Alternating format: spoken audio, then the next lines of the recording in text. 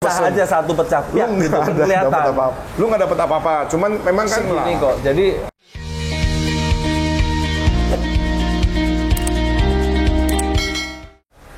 Hai Sahabat Jam Vlog, kembali lagi sama gua Antoni Saputra.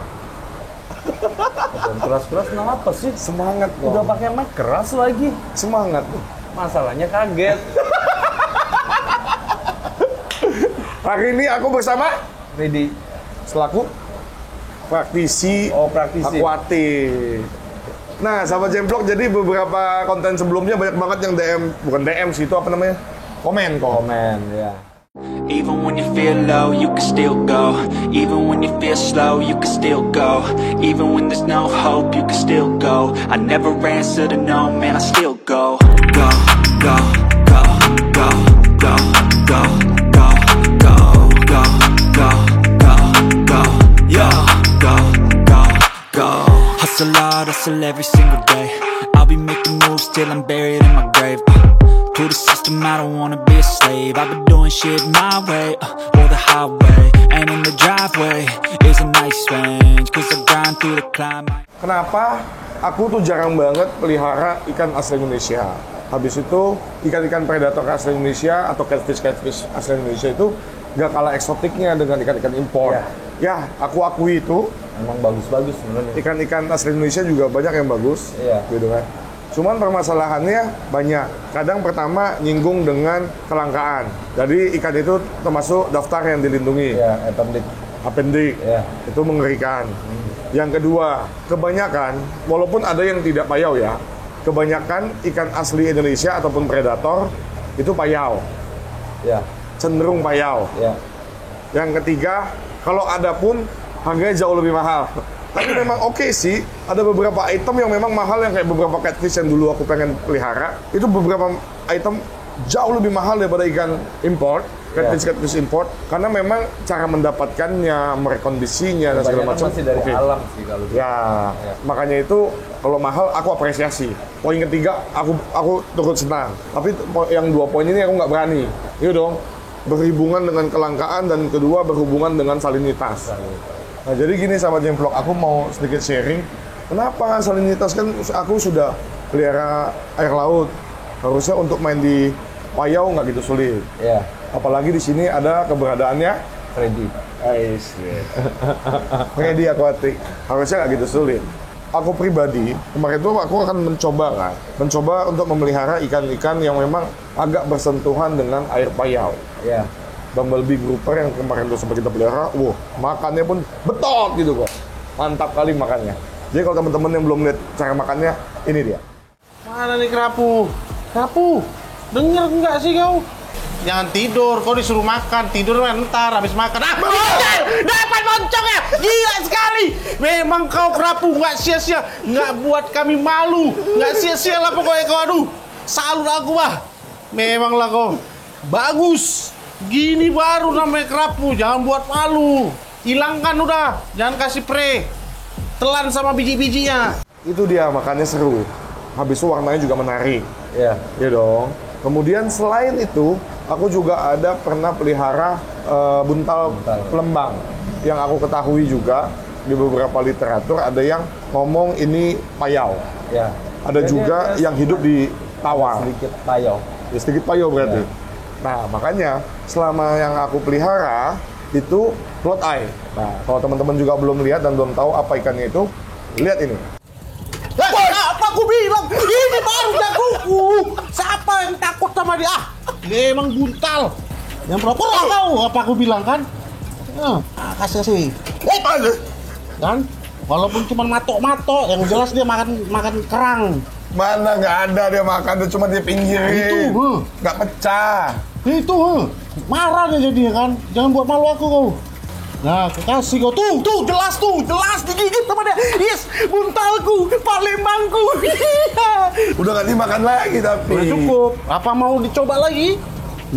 Kita kasih lagi depan muka dia. Karena mukanya gelap aja. Tuh. Tengok buntalku. Wah, gila ya. Aku menang. Tengok sangar kan mukanya kayak kura-kura ninja. Nah, sahabat Jam Vlog, dari kedua ikan itu yang aku tunjukkan ke teman-teman, dua-duanya aku gagal dalam memelihara. Karena menurutku adalah, aku pikir ketika memang aku pelihara 2 ekor ikan ini, aku ingin belajar, ikan kuat lah. Iya. 2 ekor ini, untuk aku bisa belajar. Nah, ternyata yang kuat pun nggak gampang tuh. Makanya kenapa aku tidak berani main terlalu ke berikis-berikisan. Yang aku pahami adalah, kalau misalkan beberapa ikan air payau, misalkan dia kayaknya udah agak nggak gitu asin nih airnya, dia akan berenang cenderung ke arah muara yang lebih ke laut. Iya. Betul ya? Iya. Untuk mendapat salinitas yang dia inginkan. Lebih tinggi. Ketika dia sudah tercapai salinitas yang dia inginkan, dia balik lagi kembali. Iya. Kalau kurang lagi ke sana lagi. bukan berat balik sih, tapi dia akan stay di situ. Kemudian pada saat salinitas ke arah sungai mungkin ada pasang atau apa mulai tinggi lagi, nah dia balik lagi. Oh gitu. Dia menyesuaikan itu. Nah, kalau di alamnya, dia bisa menyesuaikan. Ya. Kalau di akuarium, kita nggak tahu kapan dia harus ke muara, kapan dia harus Mentok kaca kok. mentok kaca. Iya. Jauh juga muara dari sini kan. Nah, itu menjadi dilemaku. 2 ikan itu aku gagal karena kalau salinitas begitu berubah drastis akan berpengaruh ke seluruh aspek-aspek kehidupan. Tapi memang betul begitu akan berpengaruh terhadap pencernaan, makan, Iya. antibodi, Iya. habis itu Semuanya ngaruh sih dia. penglihatan, pernapasan, semua akan saling mempengaruhi. Iya. Makanya itu buntal Palembangku padahal aku sekitar pelihara sekitar 9 bulan. Selama 9 bulan tetap CE, aku tetap tambah garam dan segala macamnya, sama juga dengan Bumblebee. Bumblebee. Aku pakai garam bukan garam pelosok maupun garam dapur. Aku menggunakan garam yang memang untuk air laut khusus. Ya kan? Ya. Memang untuk aku biasa main air laut. Dan juga salinitasnya, salinitinya kita selalu ukur Ya. dengan alat, bukan dengan perasaan. Nah, jadi berhubung di sini ada Ko Freddy juga hari ini, dan kebetulan beliau juga bisa hadir sebentar di sini. Sebentar ya. Nah, jadi gini Koko kan juga banyak maintenance tank-tank yang konsumen ya Kok. Iya. Nah, ada nggak Kok di antara banyaknya itu konsumen Koko yang memelihara berikis? Ada beberapa. Mereka yang memang pecinta berikis juga ada. Dan Koko yang maintenance? Oh iya? Ada yang memang beneran saya maintenance, ada yang memang dia hanya nanya-nanya aja. Oh ya, nanya aja. Iya. Jadi Koko tetap arahkan. Ya arahkan aja. Oh, iya, mantap. Sebelum lebih jauh kita berbicara berikis, kalau untuk teman-teman yang ada pelihara Dutch, Ya. Dutch itu juga ada beberapa yang memang kalau misalkan nelayan nangkap ke arah muara, itu berikis loh. Dia memang berikis. Dia Semua? Enggak dong? Semua. Hah? Ya. Dia Koko berani perlu- pastikan semua berikis? Semua berikis. Dia Oh. perlu kadar garam. Nah, makanya kalau misalkan teman-teman pernah dapat Dutch yang selalu CE, Ya. dan Itu segala tangkapan macamnya, alam biasa. tangkapan alam Mungkin dan udah agak semua gede. tangkapan alam. Enggak, maksudnya udah agak gede. Oh, tangkapan alam langsung gede, biasanya kan dengan kecil kan. Ya. Makanya banyak kan ikan-ikan asli Indonesia yang predator tuh agak-agak berikis, Iya. gitu. Nah, Dutch itu kenapa kadang bisa sudden death, segala macam itu terlepas dari dalamnya ada kail pancing ya. Iya. Habis itu gagal adaptasi dan segala macamnya. Ya sama kayak Bumblebee ku, Iya. tiba-tiba sudden death, makan masih mau makan, tiba-tiba kebalik aja.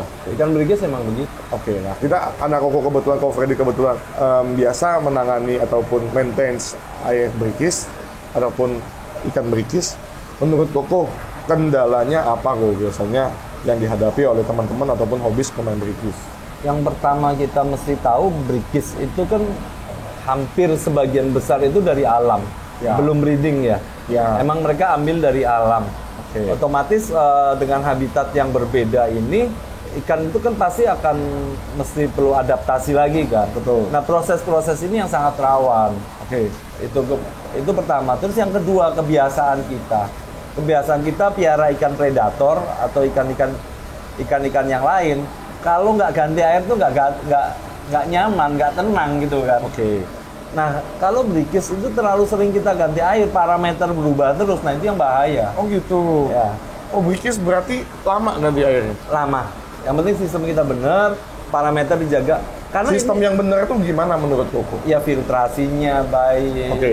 Itu loh. Intinya di filtrasi, sirkulasi semacam itulah. Dan amonia gimana? Kalau misalkan kita kan salah satunya kami pemain ikan predator karena memang makan ikannya makanannya luar biasa dan buang kotorannya banyak, mengatasi amonianya gimana kalau tanpa mengurangi melakukan water change? Karena ganti air itu termasuk salah satu upaya langsung dari kita yang bisa menekan atau mereduce amonia yang ada di tank kita. Lu mesti nanya amonia aja lu.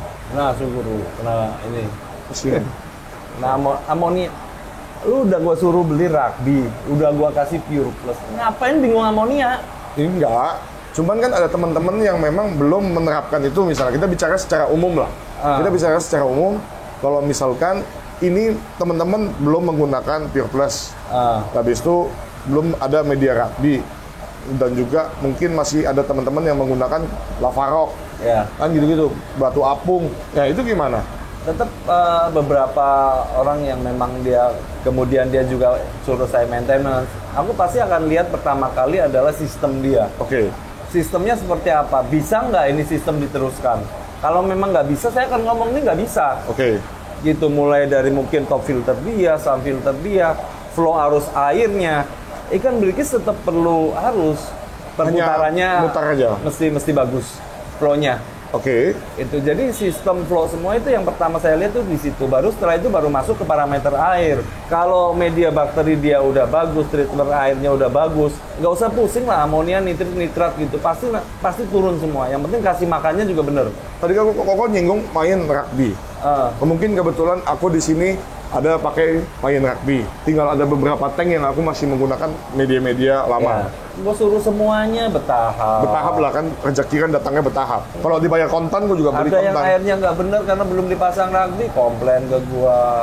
Aku pahami gini. Memang cara instan dan cara mempermudah lu melakukan maintenance adalah memang Gua minum rugby. Menurutku pribadi, aku tidak yang menganut satu media. Sebelum Koko bergabung dengan Jamvlog, Koko bisa lihat mediaku macam-macam aku pakai media. Iya. Betul kan? Karena memang di sini Koko yang pegang, makanya aku percayakan rugby karena kata Koko itu mempermudah Koko maintenance. Iya. Cuman kan semua itu punya tingkatan dan tahapan. Kayak aku tiba-tiba disuruh rugby, kaget juga aku. Ganti banyak. Aku kan kalau tank cuman Ini media baru tahu-tahu diminta banyak lagi gitu ya. Iya. 5-6 akuarium mungkin akan mudah untuk aku langsung melakukan penggantian. Tapi belakangan ini kan karena Koko sudah menunjukkan impact-nya, makanya aku berubah nih. Nah, untuk teman-teman yang belum mau untuk upgrade rugby, apakah masih bisa menggunakan media yang lama? Selain rugby, kita bicara selain rugby nih ya. Ya, sebenarnya bisa. Cuma kenapa saya pilih rugby ya? Kenapa saya pilih rugby? Karena rugby ini kan dia punya porositas yang bagus. Air itu dengan mudahnya masuk dan keluar, masuk dalam rugby dan keluar dari rugby, kembali lagi ke tank. Tapi kalau porositas, batu apung ada, cuman memang kita butuhnya pakai lebih banyak mungkin, lebih boros space mungkin. Itu kan cuma beda di quantity sebenarnya. Enggak, beda. Hah?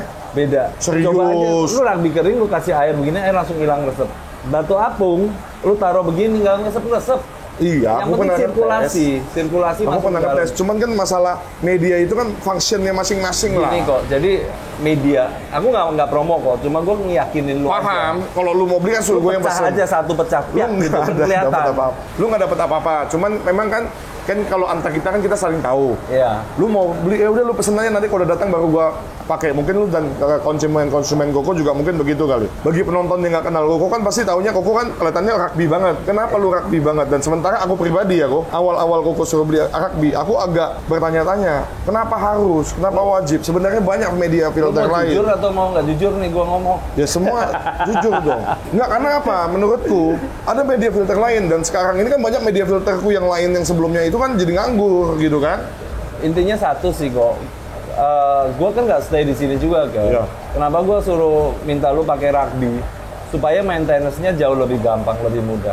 Itu aja sih intinya. Dibalik lagi ke maintenance. Balik ke Cuman kalau maintenance. disambungkan dengan ikan berikis, Sama, semua ikan itu kan hidupnya di air. Airnya itu mesti kita rawat. Nah, gue ngerawat pakai rugby. tapi selain rugby bisa dong. Aku nggak berani ngomong sih, tapi kalau yang aku alamin saat ini, yang maksimal ya rugby.